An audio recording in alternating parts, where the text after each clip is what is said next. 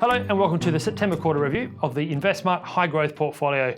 Very strong quarter in growth assets across the world, particularly US-facing assets. The S&P had its best quarter since December 2013, while the Nasdaq and the Dow also reached record highs during the quarter itself.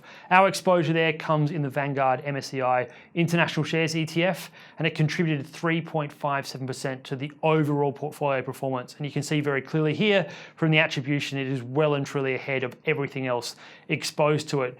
VGS has a 63% exposure to US markets, and US growth continues to power ahead. And therefore, we look into the final quarter of this year. Forward-looking momentum indicators are incredibly strong. Really want to highlight the ISM non-manufacturing index, which is their services index. It actually reached a record to start this quarter.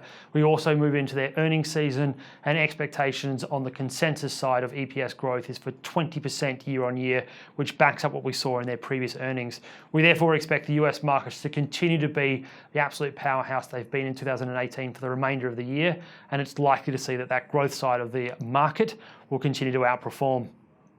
Looking domestically and at the growth assets here, the iShares Core S&P ASX 200 ETF only contributed 0.69% over the quarter. That underperformance, unfortunately, was down to probably US factors, things like the US-China trade relations. We also had September where we were ex-dividend. Earnings season in August was reasonable, but it didn't add a huge amount of upside, unfortunately, over the quarter, and that probably explains why we had that underperformance. Looking forward, also what happened in the back quarter of last quarter was the Banking Royal Commission, and that's likely to really ramp up in this quarter coming. The Australian domestic equities are probably likely to underperform their international side. However, in saying that, overall growth assets look strong to finish this year, and we do expect the overall portfolio to move in that direction.